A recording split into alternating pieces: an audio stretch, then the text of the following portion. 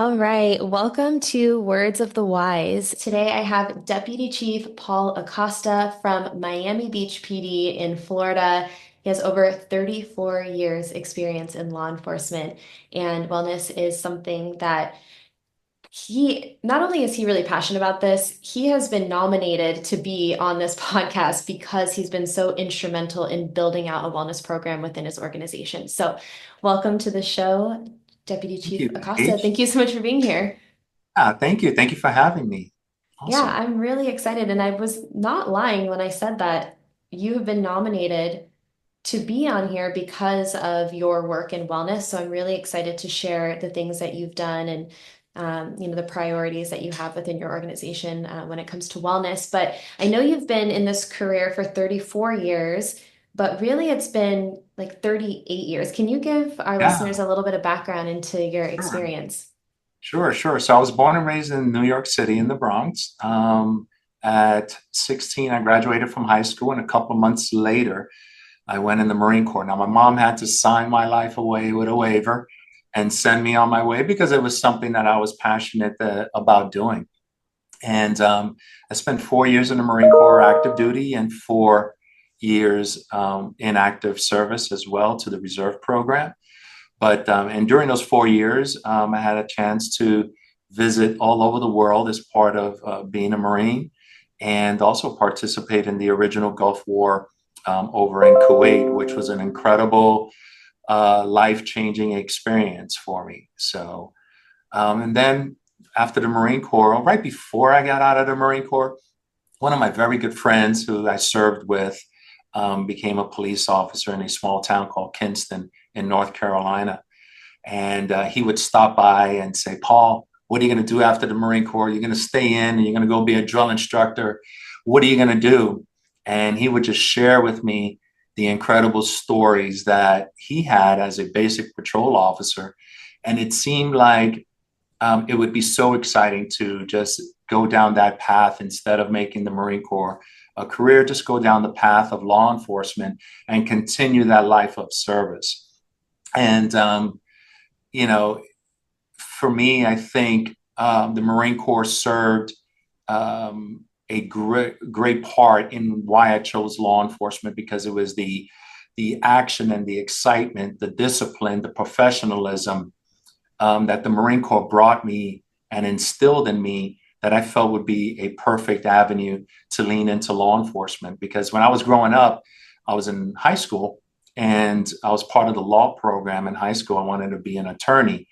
And but right before I graduated, I decided I wanted to be a Marine. So I chose a balance of the excitement that the Marine Corps gave me and law and blended it into the best profession in the world, which is law enforcement. Now, they say being a fighter pilot is the best job in the world. I got to say, law enforcement is for so many reasons. So here we are. You're like, I'm gonna argue that point. It's law enforcement all day. Yeah, thank you. Thank you. And I appreciate your support of us. Yeah, no, I love that. And so you're from New York. Yes. Did you start in law enforcement in Miami? Is that where you started your career in law enforcement? Okay, so in Miami No, Beach. so I actually Wow. started in North Carolina. Oh, you I started in started in North North Carolina. Carolina, Okay. Kinston. Yeah. So part of Okay. that story I was saying about Kinston, North Carolina, and my buddy joining that agency, I Okay. went on with that agency as soon as I left the Marine Corps. Actually, I had 30 days left in the Marines, and was burning some time. And I went to the police academy, and then I went right into the Kinston PD. And I also spent just a very short time with the North Carolina Highway Patrol, which to me was a phenomenal law enforcement agency that represents, the residents and citizens of North Carolina very well. And then I began my career in Miami Beach back in 1995 in November, and it was meant to be. Truly, it was meant to be for me to be here. I had one day, one opportunity to apply to Miami Beach because I met a Miami police officer over in Bayside, and I was talking to him about what it's like to be a police officer down here. And he shared with me that it's a phenomenal opportunity, the weather, how beautiful the beaches are. and the career itself. But he said, there's one place that you want to apply to, and that's the city of Miami Beach. And I said, okay, great. And he says, by the way, they're hiring. And I went and I looked at the newspaper back then. Ads were in newspapers, right? So I went and I looked in the newspaper. I had one day left and I made it the next day right before the doors were closing. And a former retired sergeant was closing that door, Pat Ryan. May God rest, and may he rest in peace. He was closing the door, but he held it open when he saw me walk up. I was the very last candidate for that day, and and we had so many applicants. And at the end, when the process was over, I came out number one in that entire ranking system. So I felt as though it was meant to be, that I should be here, and I took that as a sign that I needed to be here. And it's been a wonderful career. I met so many people along the way, um, folks that I've trained in this agency, colleagues in other police agencies. But just living the life of a police officer in Miami Beach has been so uplifting, rewarding, and it's a lifetime full of joy.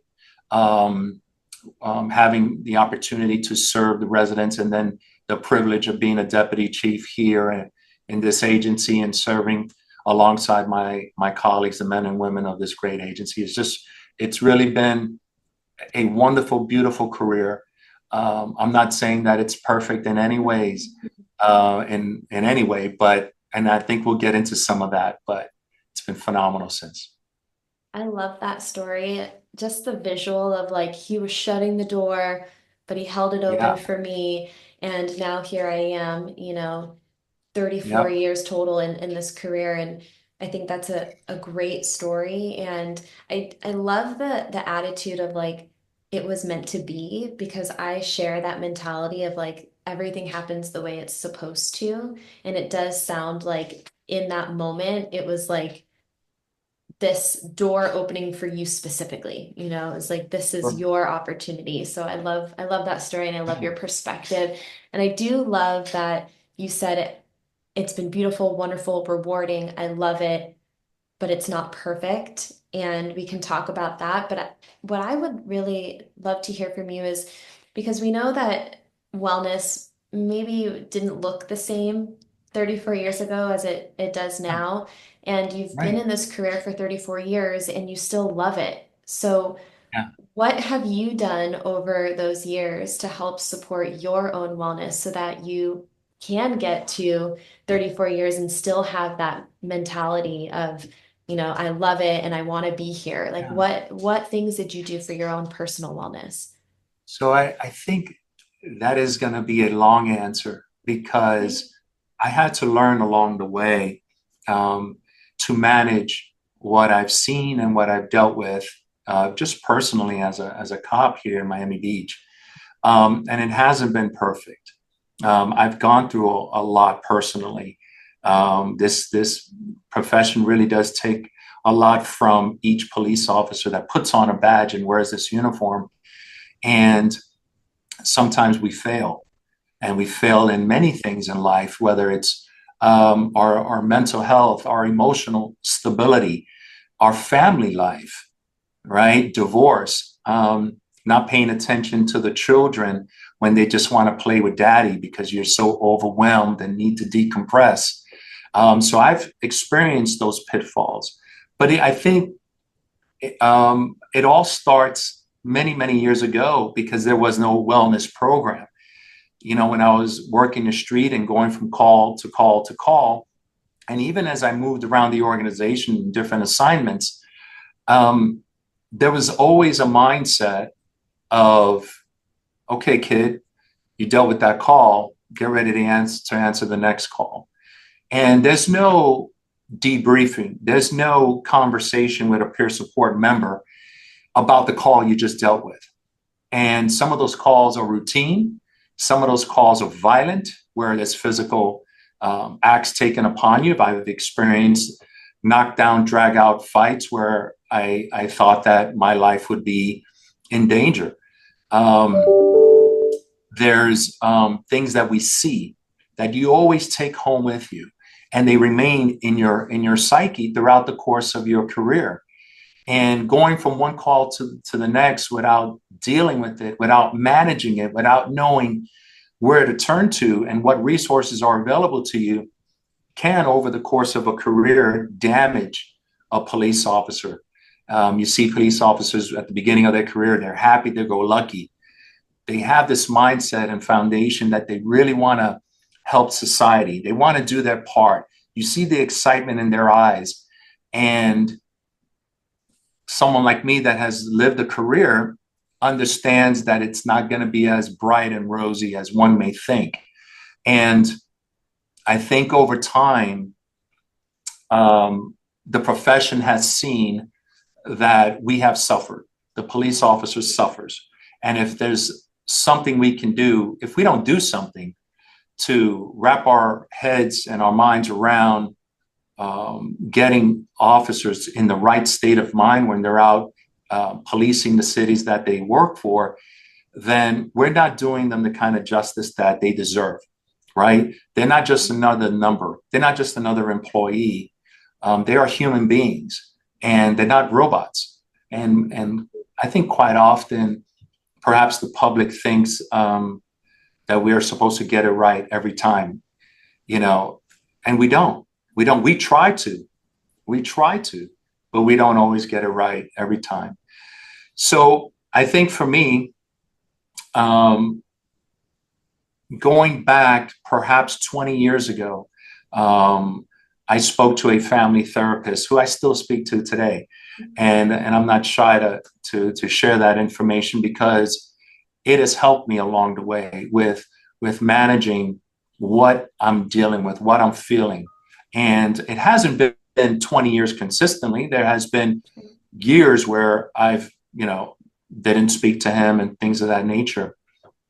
But I think that's part of every police officer's menu of dealing with this profession, is that they need to have someone that they can speak to, whether it is a family therapist, whether it is peer support, someone to turn to vent with, right? Because if we get it out, get that emotion out, then I think we're in a better place. I've learned, right, in some of my study and research that I happened to do while I was at the FBI National Academy, that there is an impact on the brain, on the psyche, over the course of a law enforcement career. And they equate it to an injury to the brain. So for example, I go to a car crash, and I'll share it. I've been to car crashes where there has been death, and you see the struggle, the family, the despair. You see how the human body is torn apart as a result of that crash, and that's a life lost, right? And not even getting into the legal aspects of any of that, but you see the traumatic experience that they're going through, but you're going through it as well. But you're expected to be cool, calm, collective, to manage that scene, control that scene, and do the proper investigation to bring about a conclusion that is professional, that falls within the confines of the law. But what you've seen, you can't unsee. So that is an injury and damage to the brain. And if you have that over the course of a 30-something year career, for some, it could be very traumatic. It leads and walks down a path of emotional instability, anger. You treat people that you see out on the street with a sense of anger, I should say, or perhaps disrespect in some ways, or just being mean unnecessarily, right? And I think we've all experienced, perhaps, you get stopped by a police officer and they're mean and nasty and whatever the case may be. And perhaps they weren't like that at the beginning of the career. Perhaps there are things that they're dealing with because we are human. So I think for me, knowing and getting involved with and ensuring that our staff, our wonderful training unit, has the opportunities to develop those programs, because they're the ones putting in the work every single day researching, learning, educating themselves so that they have the autonomy to build the very best program for our police officers. Because I believe in it. My chief, Wayne Jones, believes in it. Our other chiefs believe in it as well, Danny Morgallo, Samir Guerrero. And that has to come from the top of the organization. And it has to filter down. Because if we don't believe in it, um, the organization is not going to move forward. They're not going to get anywhere with the program because we're not going to endorse it. Police chiefs will say, we don't have time for that. We need to spend our time training our folks to be the best tactical police officers that they can be out on the street, right? To keep themselves safe so they can get home with the families, to the families. All of that's true. But if we're not taking care of ourselves, how can we take care of others out on the roadways, right? So, so for me, going back to your original question, it is finding someone who I can speak to. It is whether it's a colleague, whether it's part of the peer support program, whether it's a family therapist, being able to have that outlet is important. Being able to read about it is important. I spoke in our pre-interview about Kevin Gilmartin, and we had him come down and come to the convention center and give the entire department a lesson and a conversation about wellness and law enforcement before it was even popular. And this was so many years ago. And you know, if I reflect back on my own personal journey, I think if I had listened carefully, even back then, perhaps some of the personal things that I've been through would not have come to fruition. And and so that's what I urge our police officers nowadays. Don't take this career for granted. It's wonderful. It's beautiful. You're going to do some great things. You're going to help people. You're going to see the results of your labor and your desire to have an impact on people's lives. But you're also going to experience some bad stuff, and you need to have an outlet and how to deal with it. And it's not taking it out on your family at home. It's not hitting the bottle on a regular basis and running yourself in the ground with alcoholism and things like that. Yeah.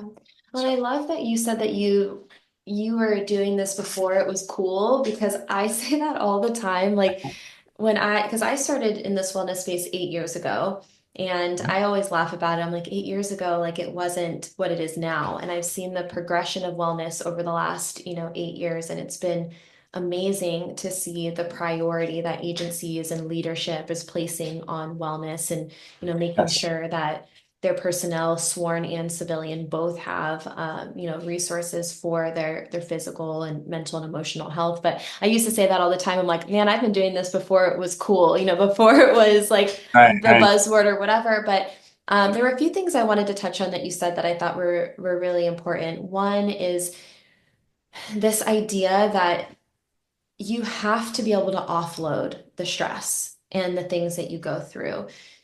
There's there was a saying that someone told me recently, and it was like you can't walk through the mud for, I'm going to say 34 years and expect to come out with clean shoes or clean boots. yeah, And so it's this idea that like you can't keep piling these things on and then expect to come out the other end perfectly okay. These right, things are going to impact you and they are going to be messy and, there are going to be, things that you have to address over that time. And that's in right, life also. It's especially in this profession, in law enforcement profession. But there's also stressors in your life that are compounding on top of those yeah, things. And so I love that right, you found that, speaking to someone and, talk therapy being something that's helped you to mhm, get it out and offload that so that you can still be in that mindset 34 years later of like, I still love this job. And yes, I've gone mhm, through some hard things, but I'm still here and I feel like mentally and emotionally sound and I feel like I can still show up every day and love it. And I think that that's the goal. Like that's the goal of wellness programming is to create mhm, that longevity in your career and in your life and make sure that you can get to the end of this career and still feel really good mentally and yeah, physically and still have, you know, friends and family and intact as well. Because some of the things that you said that are a result of not dealing with the stressors are avoiding and numbing Yeah, and isolating, and it impacts your family and your home life. And so the more we can be proactive and make sure that there's resources, then the more longevity you can create. But the other thing that you said that was really, really interesting, and I wanted to kind of get your opinion on this. You said that one, I agree with you that leadership needs to be on board. Everyone I talk to says that. They're like, if leadership isn't bought in and isn't not only um,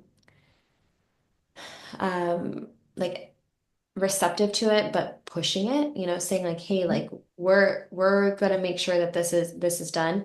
So I agree with you on that. But you said that there's other leaders that'll say, no, we need to do training and we need to mhm. focus on training to make sure that, the men and women of this organization are safe and can do their job effectively. I would argue, and tell me if you agree with this, that mental and emotional wellness is a part of that training. It is a part of safety.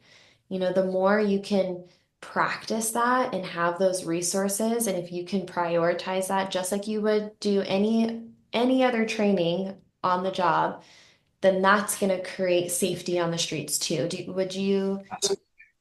Yeah, I totally agree with you. I totally agree with you. Nowadays, we have to have what's called an umbrella of services or wraparound services per se, or program Mhm. that takes that into consideration, because tactical awareness and strategies are all they're very important part of what we do.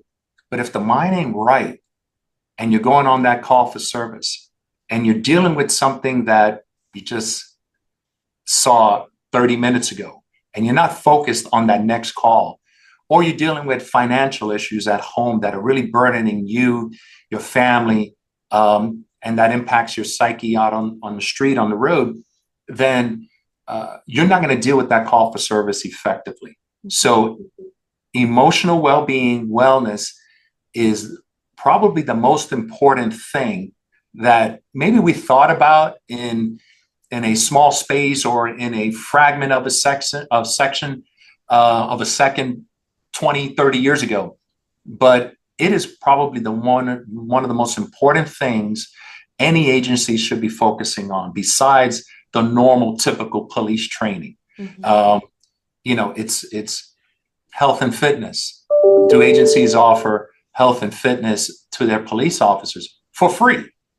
Do you have a jujitsu program that you can have within the walls of your agency to teach officers how to be more effective, to save their lives, to be able to make those encounters a lot less dramatic in the eyes of the public while still doing your job effectively? So there's a lot of components, I think, that go into it. But getting back to what you were saying, the tactical, you don't have a sound tactical decision or outcome without a sound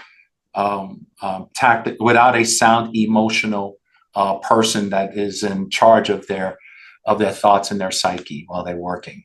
Yeah, 100%. And even goes back to what you said before of like, if you walk up to a police officer on the street and they're just nasty, Yeah. like you when it comes to community relations, like you also want someone who's not going to be emotionally reactive in that way. Like you said, Yeah. effective decision making. We know that use of force is another topic that comes up a lot, and you want to make sure that mentally and emotionally you're in the best position you possibly can be. And I know you said this before when we were talking offline, but you were talking about how you feel like wellness can change public perception. Can you expand on that a little bit and how you think having, wellness incorporated into your agency can then help with community relations? Sure. So I am very proud of our chief and our former chiefs that decided that wellness would be a priority here, and we feed that desire and to our training unit. Now, each and every day that a police officer encounters someone out in the road, they have an opportunity to change the mindset of what that person thinks about law enforcement through that encounter. So if they're encountering somebody that has issues that they're bringing to that call for service, they're going to leave that encounter with a negative experience with the police officer. I always share when I have an opportunity to speak at roll call is to remind them to treat people the way we want our parents and our brothers and sisters to be treated out in the road. But that's just one component of it, right? But what if that officer that I just said that to is dealing with something internally? What's the missing component? The missing component is their outlet, right? Their emotional well-being and things of that nature. But I think all of that is intertwined. All of it comes together. With our wellness program, we've developed it into what we call a STEP program. And it has an acronym and it all means something when it's all put together. And I want to make sure I get it right.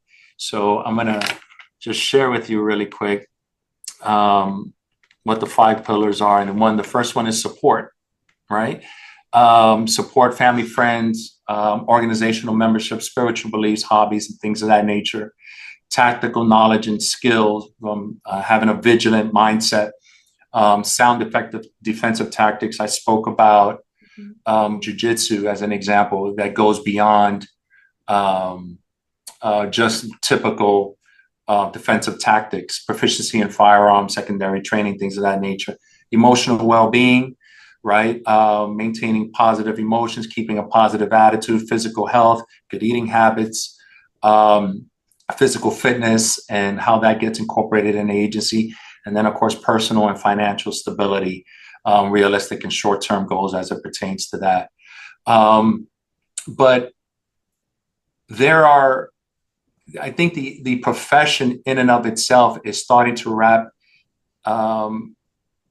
its head around wellness being a priority. Now, some agencies, perhaps around the United States, don't have the funding to develop programs, and maybe they're a little behind in that. But the trend is about officer wellness to prevent negative things happening within the profession, to the police officers, to the general public, prevent suicides and things of that nature. Yeah, I I hope love I that. answered the You question. did. And I love that.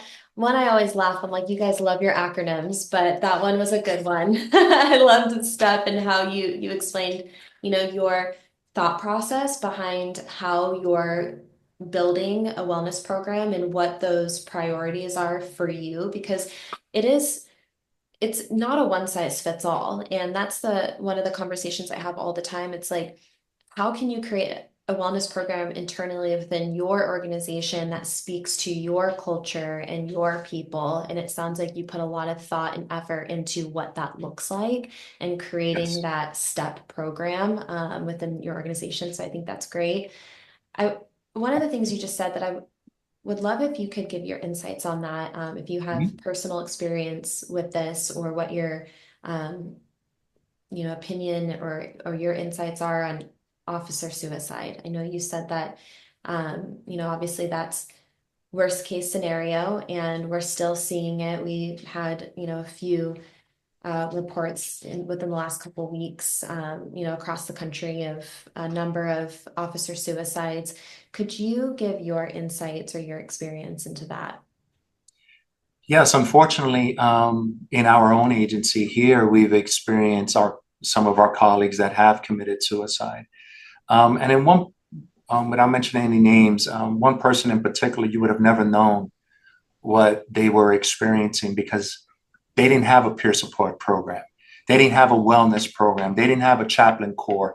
They didn't have anyone that they can turn to besides EAP, Mhm. right? And there's unfortunately, a whole issue with EAP, right? And officer trust and things of that nature. But, you wish you had an opportunity to be there at that moment when perhaps they would have opened up that day and you could have had a conversation and then maybe steer them and help them in some way in dealing with what they were feeling. And, it is probably as a law enforcement leader, the very worst when one of your men and women or woman decides to take their own life. Because what were they feeling at that point in time? They felt they just needed to give up on the world. And if they only knew that there was an outlet, and if you take one step at a time, you can get through whatever it is that you're dealing with. And I think that's why, because we've had that experience internally, that we're so passionate about giving this program to the right people to develop it and get it to where it is today, so that we don't have another police suicide in this agency, so that we don't have to go to another funeral, so that the chief doesn't have to talk in front of the men and women of this agency and tell them that it's going to be okay, we'll get through this. Heartache is disastrous when it's your colleague that wears this badge, because, you know, I say often that you don't know what a law enforcement officer truly deals with unless you put on a pair of boots, strap on that gun belt, put on that badge, and you go out there and you face evil each and every day. You face good, no doubt, but we face evil each and every day. And I'm not sure, and I guess we'll never know what happened with that one police officer that committed suicide and what was really pushing him to make that decision, because that to me is probably one of the toughest decisions, or the toughest decision that you'll ever make in life, and that's to take your own. And that falls also in line with, let me go back to that officer for a second, because I worked with him on day shift, and I borrowed a pressure cleaner from him, and I pressure cleaned my house, and it was the very first time that I really got to know him, and gave the pressure cleaner back to him. And, you know, he did me a service by loaning it to me, and I felt connected with him as a friend. And then a few months later, you know, he committed suicide, and going to his funeral was very impactful, because you walk away asking yourself, why? Why?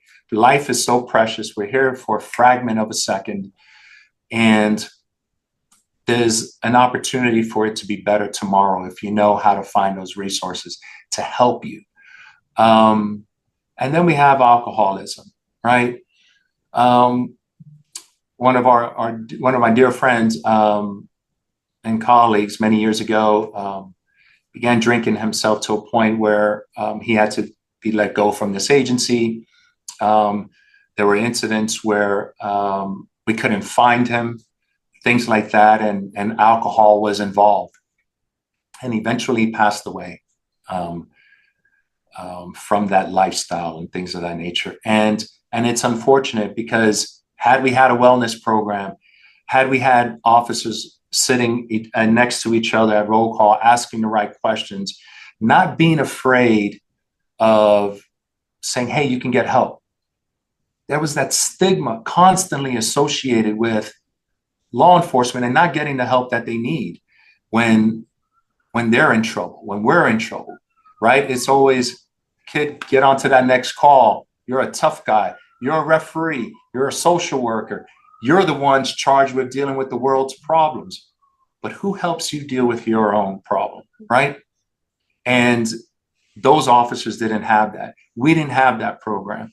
And I think that's why this agency is so passionate about it. And I want to give, honestly, I was going to insert it in part of what I was saying before, but let me say it now before I forget. Our wellness program has really come a long way. Back in 2015, when we had a chaplain corps, so we had a chaplain corps, we had an exercise program. We really didn't have a peer support program at that time, but that process of learning and researching and studying fell under the auspices of our training unit and our leaders in the training unit. Lieutenant Elise Spina-Taylor, who's now retired, has a doctorate in psychology. This has been her passion. And she brought on Noel Castillo, who's also a member of our training unit, still working today, that's taken that mantle and has run with it. He is also a doctorate, has a doctorate of, he's also a doctor. We call him Dr. Castillo as well. But the thing is that through their career, they continued their education because this was something that they were so passionate about. And they conduct real world research on officer wellness. And it's changed how we manage all of our police officers. When you get hired here in the Miami Beach Police Department, you go through an orientation program that's 8 to 10 weeks long. We've kind of cut it down.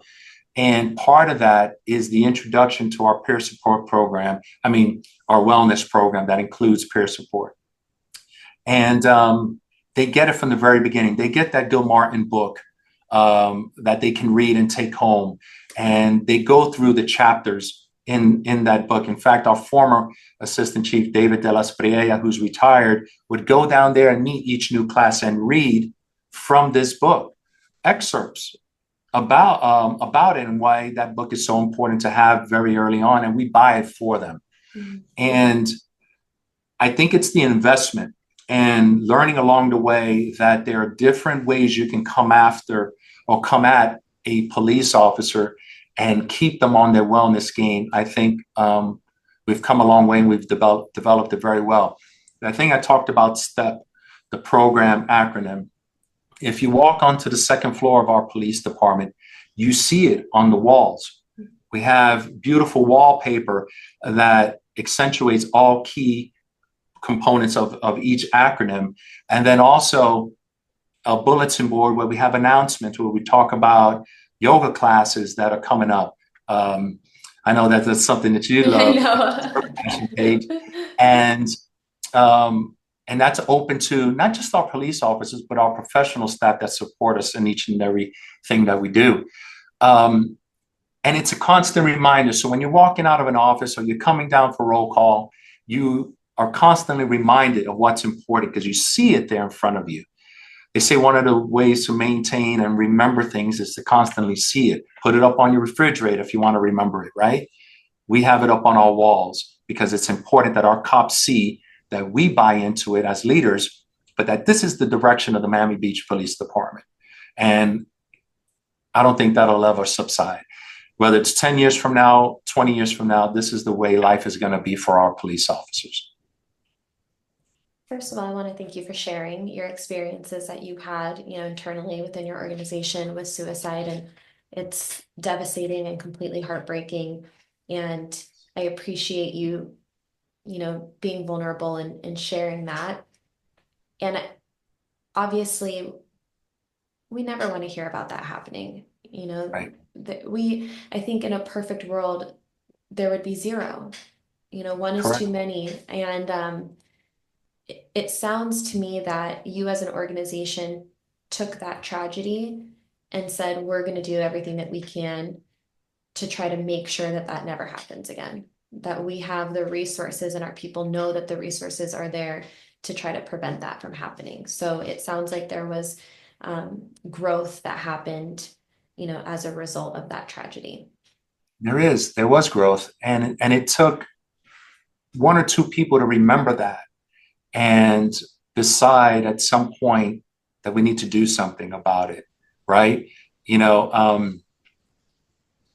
And like when I say I'm truly proud of our wellness program, our peer support program, that team of 30 plus police officers, I think we have now, that work all throughout the police department, detectives, patrol officers, backgrounds, it doesn't matter where they work, where they're spread out all over the place so that they have an opportunity to reach everyone 24 hours a day. But I think one of our most impactful events was the Surfside collapse that happened June 24th, 2021, I believe was the date. And Surfside, the community of Surfside, the city of Surfside, is on the northern end of Miami Beach. They're a small agency, and quite often we help them, they help us when things get a little bit busy, right? We cross boundaries and help each other out. But it was the midnight shift and these officers are working. And just imagine they're hearing the rumbling of a building collapsing or not knowing what it is, going there, then hearing the call for service.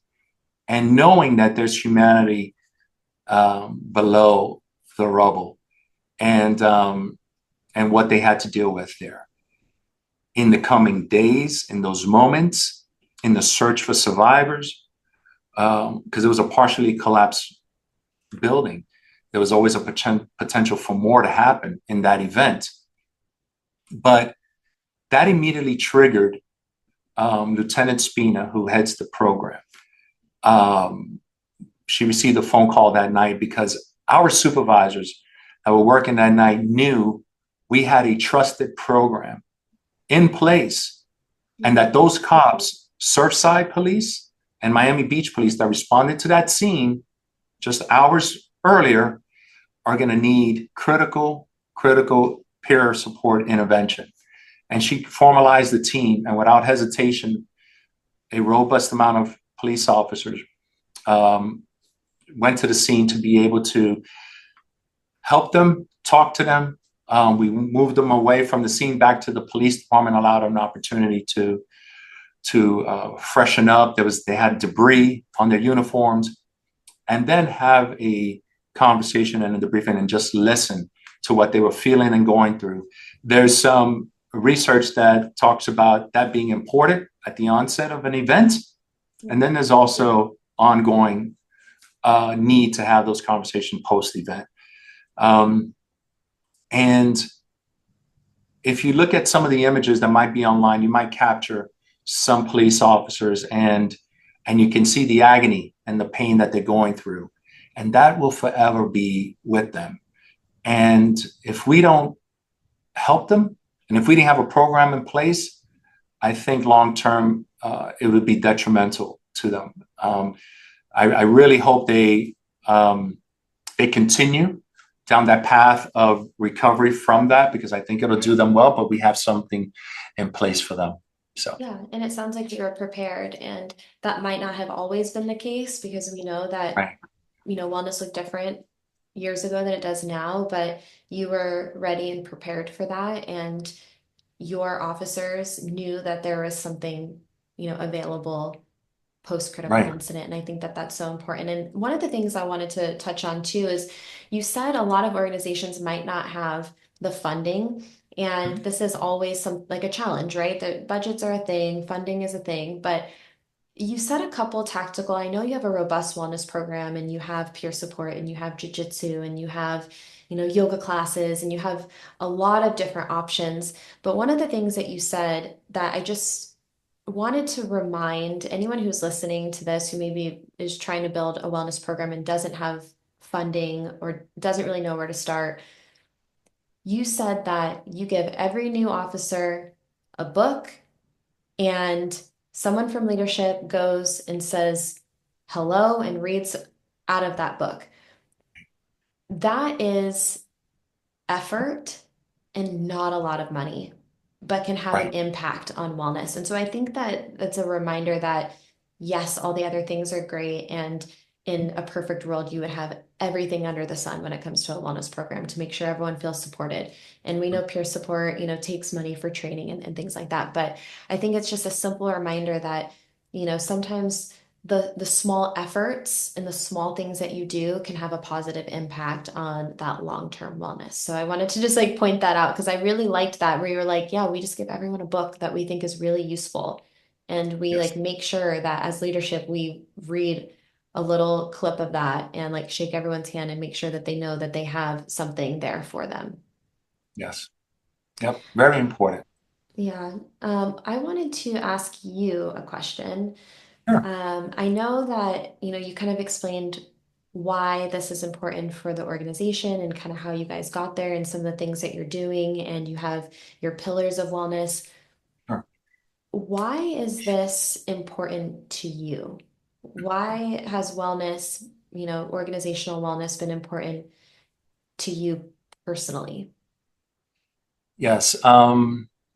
Because it hasn't been a perfect career for me. You know, I think sometimes perhaps from the outside looking in, they see um, a law enforcement leader, a deputy chief in my case, and they see the stars on the collar or the ribbons on my chest, and they say, wow, he made it to the top and he must do everything right and is perfect, right? Or has done great in his career. And that has not always been the case. You know, I've been through personal setbacks, through divorce. And I wish some of the things that I know now, I would have put two and two together back then, because I think life would have been different and perhaps not gone through the headache and the trials and tribulations of pain and suffering in a relationship, and eventually a divorce, or be a father that's more present. Um, Personally, my biggest regret is not being present enough in while my kids were growing up. And I knew it at the time, didn't do enough about it. And that's not the case 100%, but I could have done more. And that's one of the things in life that I live with as a regret. But as I reflect upon it now, I know what led me down that path because I've learned so much. And I wouldn't have learned so much if I didn't do research on it, if we didn't have a, a robust program here in this agency. And I think that's the key, is that we don't shut our minds off and keep it at the forefront of our heads as a stigma, right? To talk to somebody, to get help, and instead make it an everyday part of our agency, make it a norm. And I think that's where we've gone. I know that's where we are today. But for me, I've learned so much, and you know, I talk about not in the course of my life not paying enough attention to the kids, and one of those kids is my son, and he's a grown man now. He's a grown man now, but he throughout the course of our life together saw what Daddy did for a living, and he admired that, and he kept it quiet until one day he was 15 years old and he was driving with his permit, and Daddy was right next to him, and he shared with me that he wanted to be a police officer, that he wanted to talk to me about it. And here he is, a young man, 15, and he's saying, I need to speak to my father about wanting to do the same thing he does and seeing what Dad says. Mm-hmm. And as a parent, when your kid wants to emulate what you do, and if it's the right thing that you're doing, right, it's one of the most prideful moments that you can ever experience. And it was for me. I didn't jump up and down with joy and say, "Oh, Brandon, that's a great idea. You're gonna go do it. You're gonna be a rock star." And I didn't. I asked him why. Why did he want to be a police officer? And he shared with me at 15 years old. He says, "Daddy, I've watched what you do every day. I watch you go to work and come home, and I've done some research on it, and I think this is what I really want to do. I want to help people, and I want to be out there doing good and serving the community." And it's a 15-year-old, and that mindset was really eye-opening for me. But here we are today, and he's achieved that dream. He's still young in this profession. I know where I was when I started off, and at the age of 21, and he started off at the age of 22. So it's very parallel.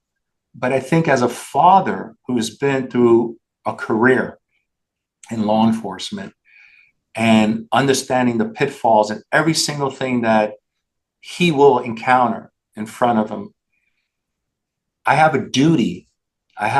Just like I have a duty to my police officers here that work in this organization, to make sure that they have all the tools to deal with what they're about to encounter.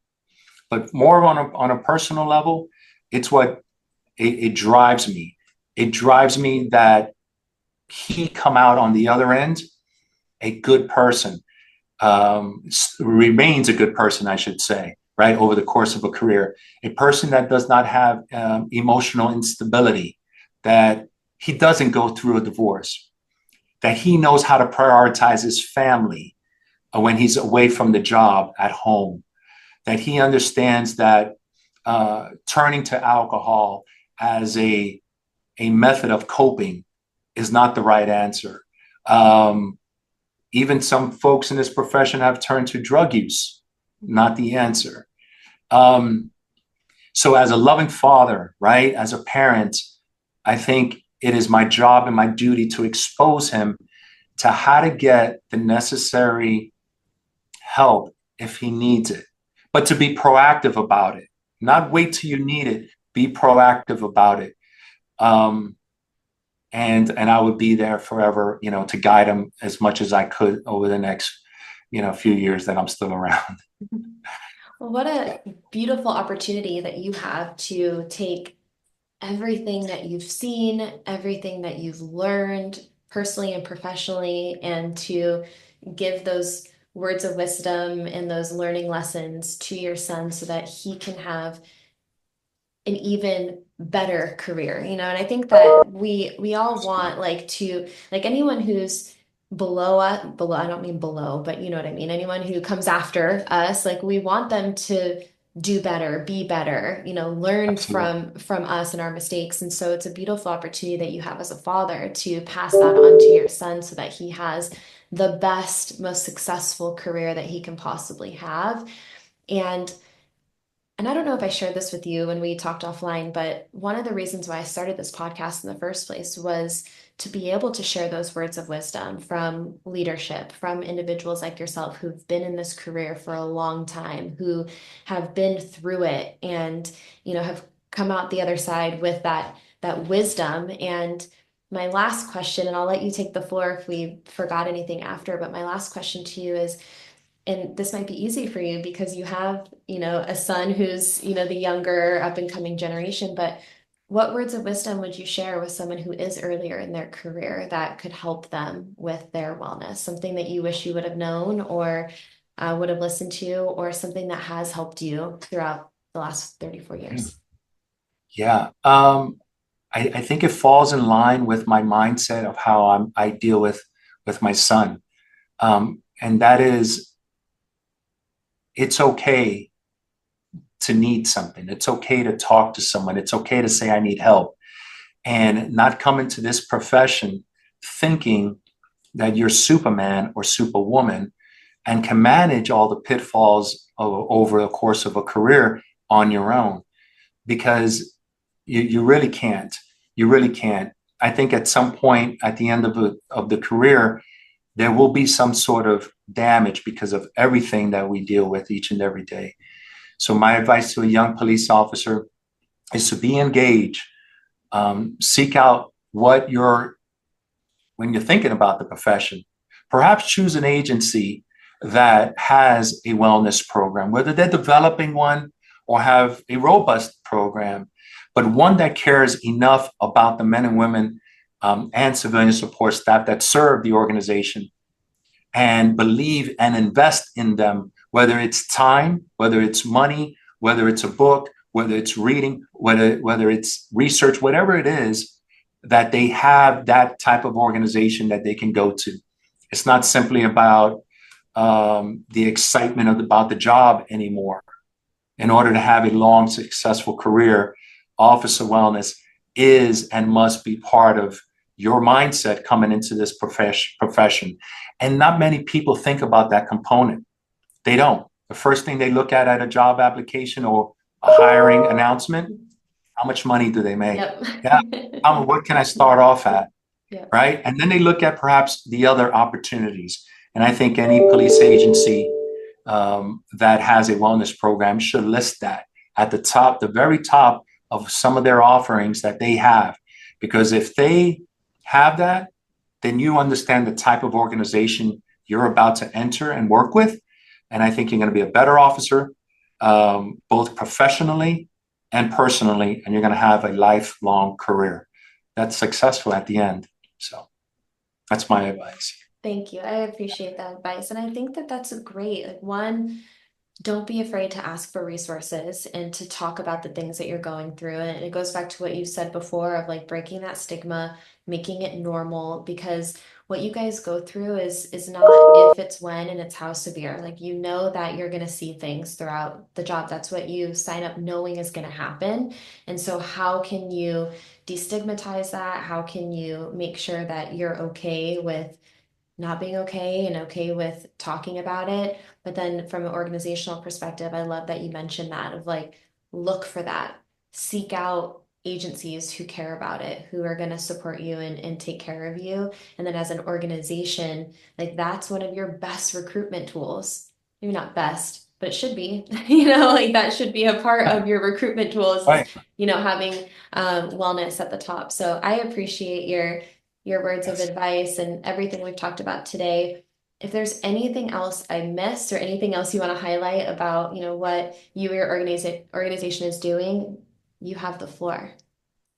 Yeah, so I just want to wrap by saying that none of this is possible without the buy-in of our police leadership, right? Mm. Um, our chief Wayne Jones has been since he took the reins has been really, really powerful in that direction of peer support and officer wellness and allowing our police officers that run these programs the autonomy to continue to develop it, to come up with other ideas that they think will be better and helpful to our police officers, and especially to Elise Spina Taylor, now retired lieutenant, Officer Noel Castillo, and the other members of the training unit, Officer Vivian Thayer, Officer Will Collado, and Sergeant Charlie Weiss, who truly believe and contribute in different parts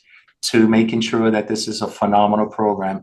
And we also have, as part of that program, our chaplain corps, Mm. led by retired Sergeant George Alessandri, because there's a spiritual part to all of this. We all have our faith, right? Some do, some don't, but we all have our faith.